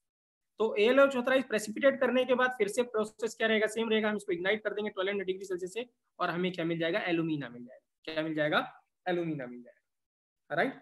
ठीक है, तो so यहाँ पे in this process the leaching agent is Na2CO3, the bauxite is fused with Na2CO3 to get NaLO2। NaLO2 जो मिलता है उसमें क्या करते हैं, हम हाइड्रोलिसिस करते हैं, बट थोड़ा बहुत CO2 भी मिलाते हैं। अगर आपको देखा, मैंने अभी बताया था आपको, थोड़ा बहुत क्या करते हैं, CO2 भी ऐड करते हैं, सो दैट हमें NaOH होल थ्राइस मिल जाता है। On strong heating of ALOH whole thrice हमें क्या मिलता है, टू गिव Al2O3। क्या मिल जाता है, Al2O3 मिल जाता है, राइट, दैट इज एल्यूमिना। तो ये हमारे पास रिएक्शन है Al2O3। मैंने ये साइड रिएक्शन नहीं लिखी है बेटा, इफ यू वांट तो you can write it down. ठीक है, अदरवाइज मैं ये पेज भेज दूंगा, आप लिख लेना बेटा इसको, ठीक है ना। ठीक है, तो ये NaLO2 मिलेगा, CO2, यहाँ पे हम CO2 तो मिल ही रहा है, बट हम एक्स्ट्रा CO2 थोड़ा पास कराते हैं, वाटर रहता है हाइड्रोलिसिस से, तो ALOH प्रेसिपिटेट कर जाता है, राइट। ठीक है, और ALOH को क्या इग्निशन करते हैं तो हमें क्या मिलता है, एल्यूमिना मिल जाता है। क्या मिलता है, एल्यूमिना मिल जाता है, right. So this is Hall's process, sorry this is this is Hall's process, right बेटा। ठीक है, so Hall's process and Bayer's process are used for red bauxite. अब आते हैं व्हाइट बॉक्साइट के ऊपर। व्हाइट बॉक्साइट में जो इंप्योरिटीज थी वो सिलिका थी। क्या थी, सिलिका। तो यहाँ पे जो बॉक्साइट को हम और ज्यादा टेम्परेचर पे हीट करते हैं, around 1800 degree Celsius, with Coke and nitrogen. किसके साथ रिएक्शन करते हैं, कोक और नाइट्रोजन के साथ। तो कोक और नाइट्रोजन के साथ क्या होता है, जब आप रिएक्शन कराते हैं Al2O3 की, किसके साथ, कोक और नाइट्रोजन के साथ, तो यहाँ पे AlN मिल जाता है, एल्युमिनियम नाइट्राइड मिल जाता है, AlN मिलता है। और ये NaAl जब हम इसको हाइड्रोलिसिस करेंगे तो फिर से ALOH होल थ्राइस मिल जाता है, और ALOH होल थ्राइस का फिर से अगर हम इग्निशन करते हैं तो हमें फिर से क्या मिलेगा, Al2O3 मिल जाता है। ठीक है, राइट। सो यहाँ पे है white bauxite is heated with the Coke, ठीक है, right, and nitrogen at 1800 degrees Celsius. ALN is formed, which is hydrolysis. On hydrolysis gives AL alcohol thrice and ammonia as a byproduct. ठीक है, some NaOH is used, is also added, which reacts with ALN to form, to gives NaLO2. थोड़ा बहुत हम NaOH भी add कर देते हैं so that NaLO2 मिल जाए, और NaLO2 से भी क्या कर सकते हैं हम, हाइड्रोलिसिस से हमें फिर से ये मिल जाएगा। ठीक है, तो आप चाहते हैं तो ऐड कर सकते हैं, अदरवाइज नहीं भी करते हैं। सम इंडस्ट्रीज में क्या करते हैं, कुछ एल्युमिनियम प्लांट्स में NaOH को क्या करते हैं, ऐड करते हैं फर्दर थोड़ा सा, सो दैट क्या हो, और भी इसका क्या हो, ये कन्वर्ट हो जाए सोडियम एल्यूमिनेट में, इसका हाइड्रोलिसिस इजीली हो जाता है, AlOH थ्राइस मिल जाता है। ठीक है, अब रिएक्शन बेटा सेम है, ठीक है ना। यहाँ पे जो मैंने अभी रिएक्शन बताई थी, Al2O3 कार्बन और नाइट्रोजन के साथ रेड करके ALN मिलता है और CO मिलेगा और रिमूव हो जाएगा। ठीक है, ये जो, ठीक है, जो कार्बन होगा वो जो सिलिका होगा उसके साथ रिएक्ट करता है, इतने हाई टेम्परेचर पे सिलिका क्या करता है, वेपोराइज कर जाता है, और CO भी वेपोराइज कर जाता है। तो आप देख सकते हैं यहाँ पे इंप्योरिटीज रिमूव हो गई हैं। अब आपको मिला ALN, ऑन हाइड्रोलिसिस मिलेगा AlOH होल थ्राइस का प्रेसिपिटेट, ऑन इग्निशन, ठीक है, 1200 डिग्री सेल्सियस पे फिर से क्या मिल जाएगा, Al2O3, दैट इज एल्यूमिना। ठीक है, तो अभी तक हमने यहाँ पे क्या करा, हमने स्टेप नंबर 1 ही किया था, लीचिंग किया था। क्या किया था, लीचिंग किया था। तो 3 डिफरेंट मेथड से हमने लीचिंग करी, by Hall's process, Bayer's process and Serpeck's process. तो एंड प्रोडक्ट तीनों का क्या है बच्चों, मुझे बताएं, एंड प्रोडक्ट क्या है तीनों का, what is the end product of all 3? Alumina, तीनों का सेम है। तो आगे का जो प्रोसेस होगा, जो रिडक्शन होगा और जो रिफाइनिंग होगा, वो तीनों का क्या होगा, जो आगे जो रिडक्शन होगा और जो रिफाइनिंग होगा वो क्या होगा, सेम होगा। क्या होगा, सेम होगा। ठीक है, तो जो Al2O3 आपको जो मिलता है बच्चों, हाँ, वो क्या होता है, पुअर कंडक्टर ऑफ इलेक्ट्रिसिटी होता है। या पहली बात ये ध्यान रखिएगा, ये ध्यान रखना है आपको, क्योंकि ये इंपॉर्टेंट है, इसको बाद में हम यूज करेंगे। तो Al2O3 है पुअर कंडक्टर ऑफ क्या होता है, इलेक्ट्रिसिटी होता है, और इसका जो मेल्टिंग पॉइंट होता है वो बहुत ज्यादा होता है, around 2300 degree Celsius is the melting point of alumina. That is why it is a very good refractory. ये क्या है, एक रिफ्रैक्टरी होती है बहुत अच्छी। ठीक है, राइट। सो आप देख सकते हैं यहाँ पे यही मैंने लिखा हुआ था, pure Al2O3 is a bad conductor of electricity and it's fusion temperature is very high, around 2300 degree Celsius होता है। ठीक है, from all the leaching process pure alumina, that is Al2O3 is obtained. So the next step is common. सब step क्या है, common है। So now the next step, step number 2 क्या होगा बच्चों, रिडक्शन। और एल्यूमिनियम की जो रिडक्शन करते हैं वो क्या करते हैं, इलेक्ट्रिकल रिडक्शन करते हैं या इलेक्ट्रोलाइटिक रिडक्शन करते हैं। ठीक है ना, और इस प्रोसेस का नाम है hall Harold's process. Hall Harold's process, क्या बोलते हैं, हॉल और Harold's process, halls and Harold's process. ठीक है ना, राइट। ये दोनों ने डिफरेंट डिफरेंट काम किया था, बाद में क्या करा, दोनों को ही कंबाइन करके प्रोसेस बना दिया गया, हॉल्स एंड हेरोल्ड्स प्रोसेस। ठीक है, राइट। अब देखिए ये क्या है, ये इलेक्ट्रोलाइटिक सेल है बेटा। ठीक है, पहले इसको देख लीजिए क्या है ये जो रॉड्स हैं ये कार्बन की हैं। ठीक है, राइट, और यहाँ पे कार्बन की ही लाइनिंग है। क्या है, कार्बन की ही लाइनिंग है। ठीक है, तो जो ये रॉड है ये एनोड की तरह बिहेव करता है, और जो कार्बन लाइनिंग है, ये जो ग्राफाइट की या जो कार्बन की लाइनिंग है वो कैथोड की तरह काम करता है। ठीक है, राइट। इसके ऊपर हमने क्या कर रखा है, चारकोल, जो पाउडर चारकोल है वो इसके ऊपर डाला हुआ है, मोल्टन जो आपके पास है उसके ऊपर हमने थोड़ा चारकोल ऐड किया हुआ। I will tell you the reason why. ठीक है, अब क्या है, यहाँ पे जो आपने जो सॉल्यूशन लेना है, जो इलेक्ट्रोलाइट लेना है, वो क्या है आपके पास, Al2O3 तो है ही है, वो तो लेना ही है आपको। CaF2 लेते हैं आप। ठीक है, क्या लेते हैं, CF2 is known as fluorspar. क्या बोलते हैं, फ्लोरस्पार। और Na3AlF6 लेना है। ठीक है, जो क्रायोलाइट है। ठीक है, राइट। यहाँ पे जो जनरली रेशो होता है ये 20:60 का रेशो होता है। क्या रेशो होता है इन दोनों का, 20:60 का रेशो होता है। सो आप देख सकते हैं यहाँ पे लिखा हुआ है carbon graphite anode, carbon graphite lining cathode. ठीक है, मोल्टन जो है इलेक्ट्रोलाइट Al2O3, Na3AlF6, CaF2 और फ्लोरस्पार। तो रेशो क्या होता है, 20:60। क्या होता है, 20:60। ठीक है, अब देखिए यहाँ पे क्या है बच्चों। ठीक है, राइट, मेल्टिंग पॉइंट मैंने अभी बताया था, Al2O3 का अप्रोक्सीमेटली 2300 डिग्री सेल्सियस होता है। जो एल्यूमिनियम का मेल्टिंग पॉइंट, जो बॉइलिंग पॉइंट होता है वो 2000 डिग्री सेल्सियस होता है। और जो मेल्टिंग पॉइंट एल्यूमिनियम क्या होता है, वो 950 होता है। अब आप देखिए, अगर आपको Al2O3 को मेल्ट करना है, मोल्टन स्टेट में कन्वर्ट करना है, तो आपको टेम्परेचर कितना लेना पड़ेगा, 23 डिग्री टू 2300 डिग्री सेल्सियस। और जब आप 2300 डिग्री सेल्सियस लेके जाएंगे तो प्रॉब्लम क्या आएगी, मुझे बताइए यहाँ पे प्रॉब्लम क्या आएगी। प्रॉब्लम क्या आएगी अगर हम यहाँ इतना टेम्परेचर मेंटेन करते हैं तो व्हाट इज द प्रॉब्लम बच्चों, क्या प्रॉब्लम आएगी। हाँ, एल क्या करेगा, वेपोराइज कर जाएगा, क्योंकि उसका जो बॉइलिंग पॉइंट है वो 2000 डिग्री सेल्सियस है, वो हम नहीं चाहते हैं। ठीक है, राइट। तो हमें क्या करना पड़ेगा, what we have to do, हम क्या करना चाहेंगे, हम मेल्टिंग पॉइंट को क्या करना चाहेंगे, डिक्रीज करना चाहेंगे। And how melting point is decreased, how melting point is decreased. ठीक है, राइट। मेल्टिंग पॉइंट कैसे डिक्रीज करते हैं, by adding solute, depression in freezing point, याद आया आपको, डिप्रेशन इन फ्रीजिंग पॉइंट। ठीक है, राइट। जोन रिफाइनिंग, अगर आपको याद है जोन रिफाइनिंग। ठीक है, तो हम यहाँ पे क्या करते हैं, सॉल्यूट ऐड करते हैं, वो सॉल्यूट ऐड करते हैं जिसका वेंट ऑफ फैक्टर बहुत ज्यादा होता है, तो हम क्या ऐड करते हैं, Na3AlF6। इसका जो एन फैक्टर होता है वो आप समझ सकते हैं, सॉरी वेंट ऑफ फैक्टर वो कितना होता है, 10 होता है, which is very very high. आप समझ सकते हैं इसका मेल्टिंग पॉइंट क्या करेगा, बहुत ज्यादा शार्पली क्या करेगा, डिक्रीज कर जाता है, और लगभग आ जाता है कितना, 900 डिग्री सेल्सियस तक आ जाता है। कितना आता है, 900 डिग्री सेल्सियस। तो now you are able to know what is the purpose of, बेटा क्या है Na3AlF6 का, Na3AlF6 का क्या पर्पस है, right. So it decreases the melting point sharply. So to melt Al2O3 we have to decrease the temperature, otherwise Al will start boiling, क्या करेगा, boil करेगा। So difference in freezing point जो होता है वो डायरेक्टली प्रोपोर्शनल टू क्या होता है, I होता है, I is equal to क्या होगा, 10। So it reduces the melting point sharply। ठीक है, विशाल क्या कहना चाहते हो, please write it down what you want to say, relevant होना चाहिए लेकिन। हाँ, now MP of Al2O3 Na3AlF6 और CF2 क्या होगा, 900 डिग्री सेल्सियस तक हो जाएगा। तो क्या होगा, what is the purpose of Na3AlF6 बच्चों, उसका क्या पर्पस है, to decrease the melting point of the alumina, alumina का ये जो मिक्सचर है उसका मेल्टिंग पॉइंट डिक्रीज करना। बट मैंने अभी आपको ये भी बताया था कि क्या होता है, कि Al2O3 is a bad conductor of electricity होता है।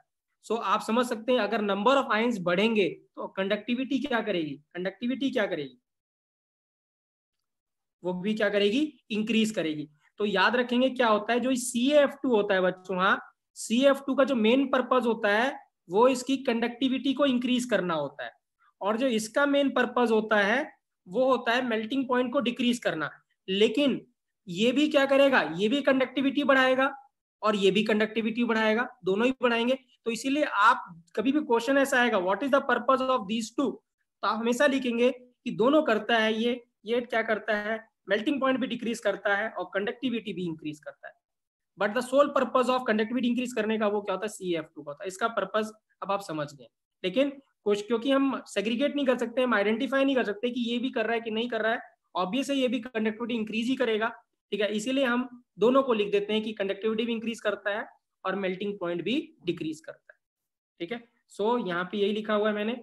Now Al2O3 is as also Al2O3 is a bad conductor of electricity. CF2 is also decreases the melting point, but it also increases the electrical conductivity. ठीक है, सो देखिए यहाँ decreases melting point and increases conductivity. अब आते हैं बच्चों, right, how much time is left, बेटा हमारे पास कितना टाइम है, 4 मिनट बेटा। हाँ, just don't leave the class बेटा, हाँ 4-5 मिनट हमें लगेंगे, we will finish out the conductivity बेटा, हाँ इलेक्ट्रिकल कंडक्टिविटी हम फिनिश कर लेंगे, so don't leave the class. अब इलेक्ट्रोलिसिस करेंगे, हाँ जी बेटा वो भी करेगा क्योंकि उसका इवेंट ऑफ फैक्टर कुछ तो है ही ना, I = 3 है, तो वो भी डिक्रीज करेगा थोड़ा बहुत। ठीक है, बट मेनली क्या होगा, जो डिक्रीज कर रहा होगा कौन कर रहा होगा, Na3AlF6 का। अब देखिए यहाँ इलेक्ट्रोलिसिस जब आप करते हैं, इलेक्ट्रोलिटिक रिडक्शन करते हैं, ठीक है ना, तो तरीका क्या था, मैंने आपको बताया था कि आप कैथोड और एनोड लिख लीजिए, कैथोड पे कौन कौन से आयंस होंगे वो लिख लीजिएगा, और एनोड पे कौन कौन से आयन है वो लिख लीजिएगा। ठीक है, तो क्या मुझे बता सकते हैं कैथोड की तरफ कौन कौन से आयंस जाएंगे, कौन कौन से आयंस कैथोड पे की तरफ मूव करेंगे, and you tell me, cathode की तरफ कौन कौन से आयंस मिलेंगे हमें, कैथोड की तरफ कौन कौन से आयंस ट्रेवल करेंगे, हाँ वेरी गुड, क्या मिलेगा, Ca मिलेगा 2+, Na2+ और Al3+, है ना। कैटायन मूव्स कैथोड की तरफ, सी की तरफ जाता है और ए की तरफ जाएगा, तो ये कैटायन कैथोड की तरफ चले गए। और एनोड की तरफ कौन जाएगा, मुझे बताइए, एनोड की तरफ कौन जाएगा, एनोड की तरफ क्या जाएगा, F माइनस, क्या जाएगा F माइनस, वेरी गुड। हाँ ठीक है, सो ये रिडक्शन हो जाएगा, इसका ऑक्सीडेशन हो जाएगा, राइट। ठीक है, अब आप मुझे बताइए इन तीनों में से रिडक्शन किसका होगा, कौन रिड्यूस करेगा इन तीनों में से, Al क्या करेगा, Al, क्योंकि इसका SRP ज्यादा होता है और यहाँ तो कोई चॉइस ही नहीं है, यहाँ पे तो क्या करेगा F माइनस करेगा। ठीक है, सो आप देखिए क्या होता है, राइट। ठीक है, अब मुझे ये बताइए ये जो Al है, ये Al आपको कहाँ से मिल रहा होगा, ये मेन क्वेश्चन है, ये इसका सोर्स क्या है, ये Al जो आपने यहाँ पे लिखा, what is the source of, anyone, what is the source of it, cryolite, क्या है, क्रायोलाइट। ठीक है, तो मुझे बताओ आपको क्रायोलाइट को रिड्यूस करना था कि Al2O3 से जो आपको Al मिल रहा था इसको रिड्यूस करना था, किसको रिड्यूस करना था आपको, इसको किसको, Al2O3 वाले को करना था। तो ये आप ही समझिए बेटा, हाँ ये याद रखिए कि ये डिकम्पोज नहीं हुआ है, याद रखेंगे 900 डिग्री सेल्सियस पे डिकम्पोज नहीं होता है, तो Al2O3 डिकम्पोज नहीं हुआ है, याद रखेंगे बेटा। तो ये जो Al आपने लिखा हुआ है ये कहाँ का लिखा हुआ है, क्रायोलाइट का लिखा हुआ है, लेकिन आपको चाहिए किसका, आपको चाहिए किसका, Al2O3 का चाहिए, और वो कैसे मिलेगा आइए वो देखते हैं, ये इंपॉर्टेंट है। ठीक है, सो ये क्लियर है, रीजन मैंने क्या बताया आपको अभी यहाँ पे। ठीक है, सो देखिए क्या है, F माइनस क्या करेगा, F माइनस ऑक्सीडाइज करेगा और डाइमराइज करके F2 बना लेगा और 2 इलेक्ट्रॉन निकल जाएंगे। अब F2 बहुत ज्यादा रिएक्टिव होता है, हमें पता है F2 is very very reactive, तो F2 क्या करता है Al2O3 के साथ कंबाइन कर लेता है और क्या बनाता है, AlF3 बनाता है और O2 बना लेता है, और जो AlF3 है अब इसका बॉन्ड क्या हो जाएगा, वीक हो जाएगा और ये डिसोसिएट कर जाएगा, और अब आपको क्या मिलेगा, Al3 प्लस और F माइनस।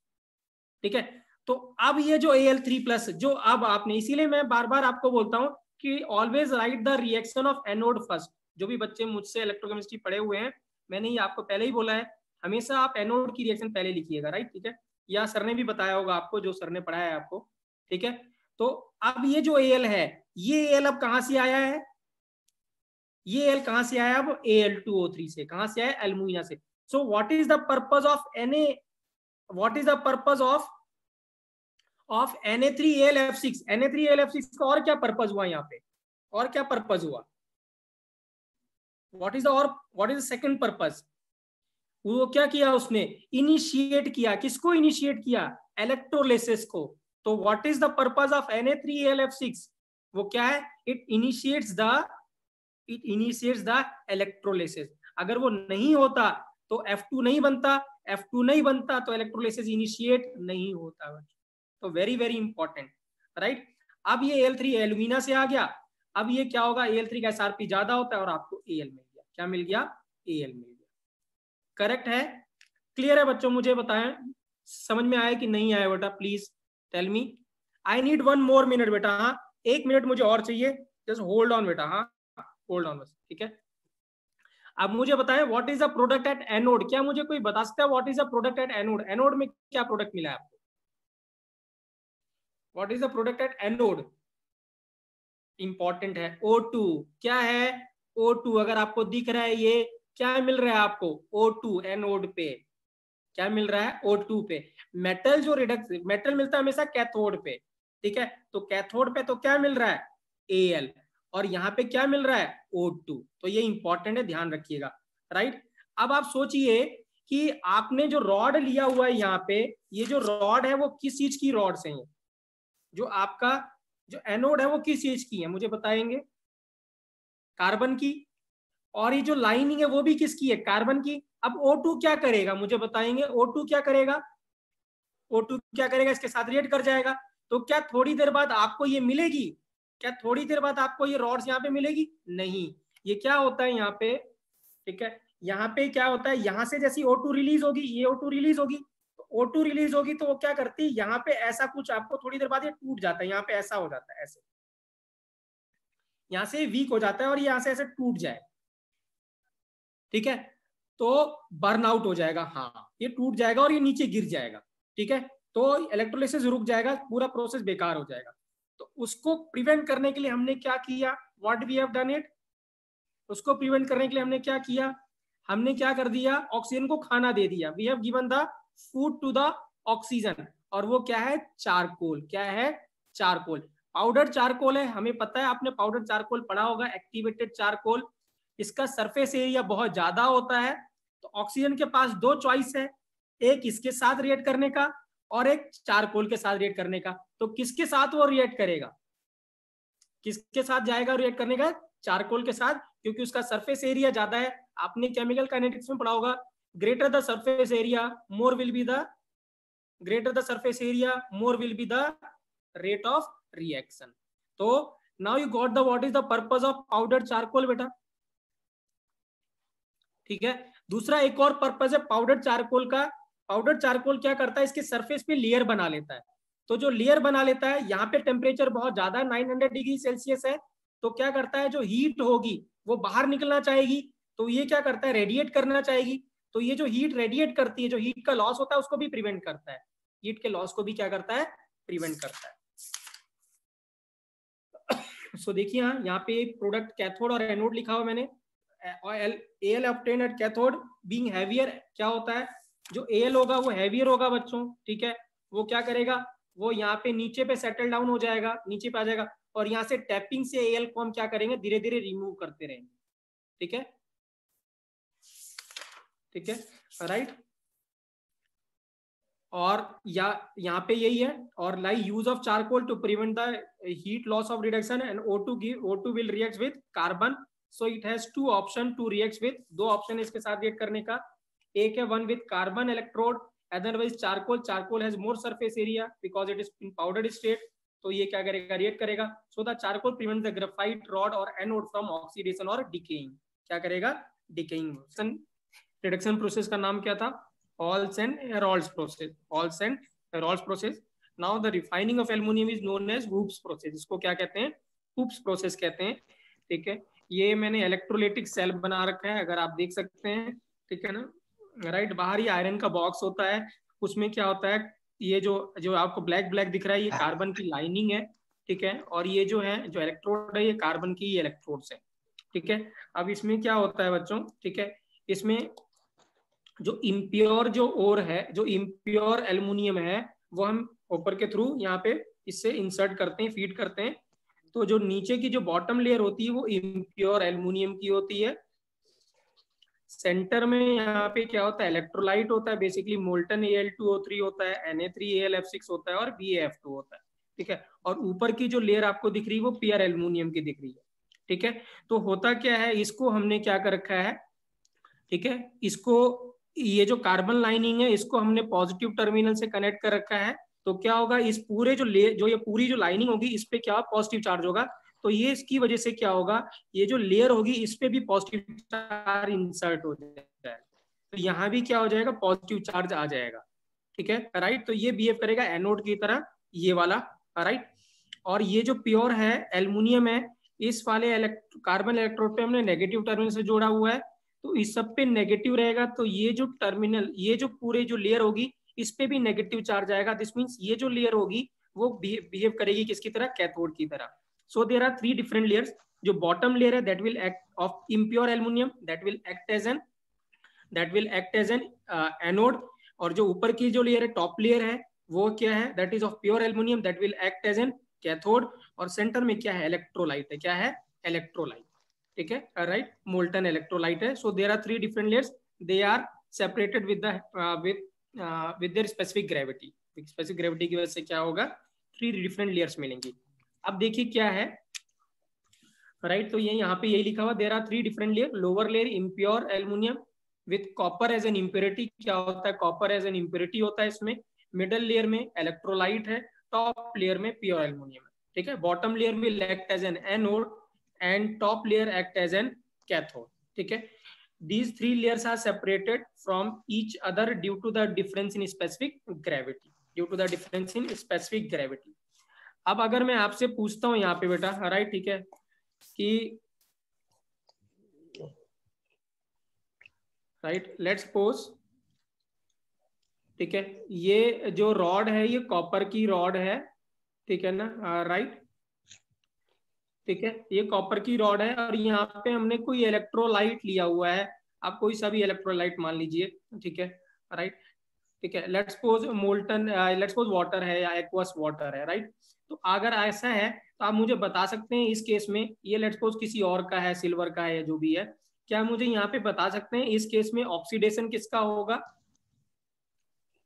ऑक्सीडेशन किसका होगा जब आप रिडक्शन पढ़ते हैं तो किसका होगा, कॉपर क्या करेगा, ऑक्सीडाइज करेगा, कॉपर क्या करेगा, ऑक्सीडाइज करेगा। अगर ये एनोड है, अगर ये एनोड है, ठीक है, और ये कैथोड मान के चले हम, तो इसका क्या होगा, कॉपर का क्या होगा, ऑक्सीडेशन होगा।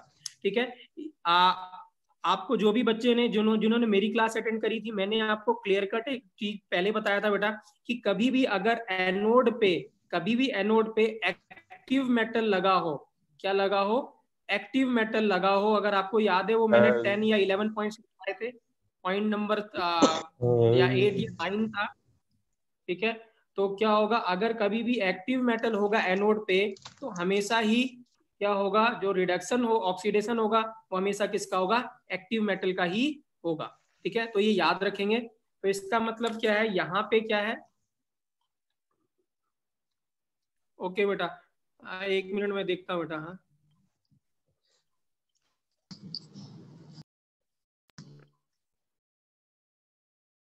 वन मिनट बेटा, लेट्स सी कि अगर बेटा कोई म्यूट नहीं है, जो बच्चे बाद में ज्वाइन किए हैं बेटा प्लीज, हाँ, कौशिल, पंकज, सार्थक, सुष्मिता बेटा, हाँ प्लीज म्यूट योर सेल्फ बेटा, हाँ प्लीज म्यूट योर सेल्फ।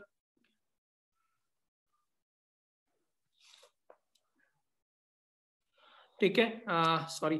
तो क्या होगा, तो यहाँ पे आप देखिए क्या है, इम्प्योर जो एल्युमिनियम है, तो यहाँ पे जो एनोड है वो एक एक्टिव मेटल है, तो एनोड अगर एक्टिव मेटल होगा तो ऑक्सीडेशन किसका होगा, यहाँ पे ऑक्सीडेशन किसका होगा, और ये मोल्टन ही है, तो यहाँ पे तो और कोई ऑप्शन भी नहीं है, इसका मतलब क्या होगा, एल्युमिनियम का ही ऑक्सीडेशन होने वाला है, एल्युमिनियम का ही यहाँ पे क्या होगा, ऑक्सीडेशन होगा, क्योंकि जो ग्रेफाइट है वो इनर्ट इलेक्ट्रोड होता है, आप सभी को पता है।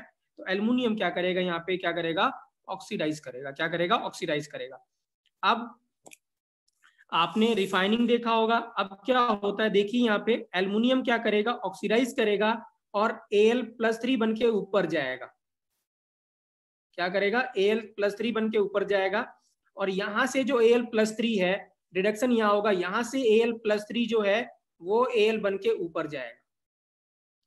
सो इम्प्योर क्या है, इम्प्योर जो Al है वो Al+3 में कन्वर्ट होगा, और फिर जो Al+3 है वो किस में कन्वर्ट हो जाएगा, Al में कन्वर्ट हो जाएगा। दिस मीन्स धीरे धीरे क्या होगा, ये लेयर ब्रॉडन होती चली जाएगी और जो बॉटम लेयर है वो थिन होती चली जाएगी।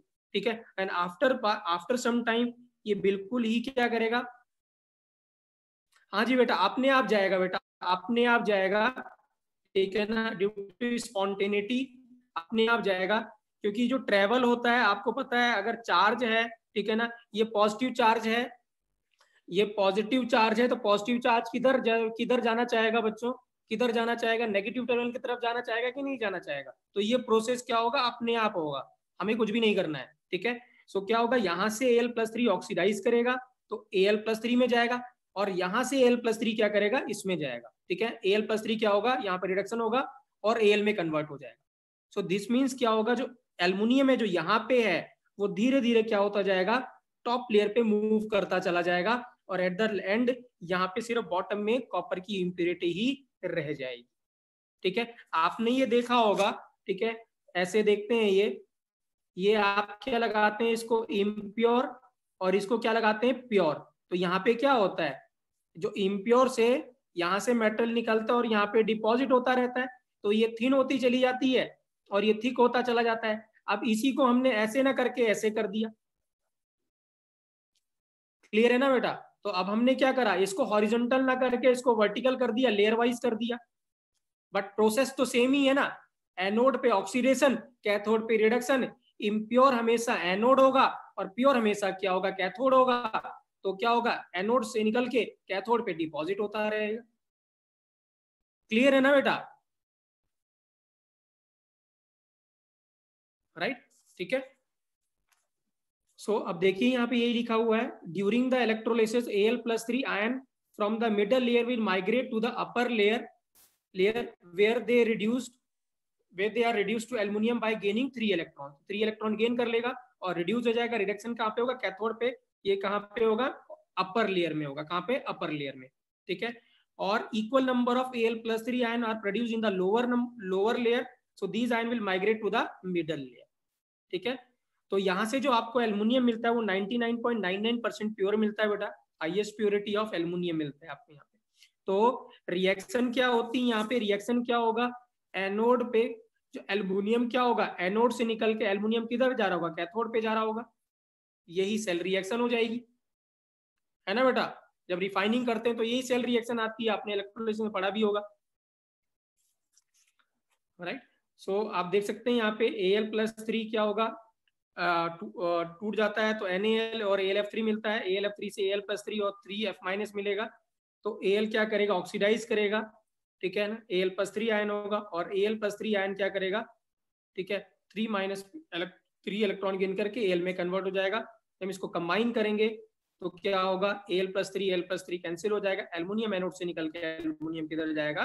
कैथोड पे चला जाएगा, ठीक है। So this is known as बेटा हुप्स प्रोसेस। को क्या कहते हैं? हुप्स प्रोसेस कहते हैं। क्लियर है बेटा? ठीक है। बस यहाँ पे वो जो आप वर्टिकल लगाते थे, वर्टिकल के जगह ये लेयर वाइज है, बस इसमें और कोई फर्क, और बस यही है उसमें, और कुछ ज्यादा वो नहीं, ठीक है, right. So this is all about बेटा मेटलर्जी। हमने काफी 8 क्लास शायद डिस्कस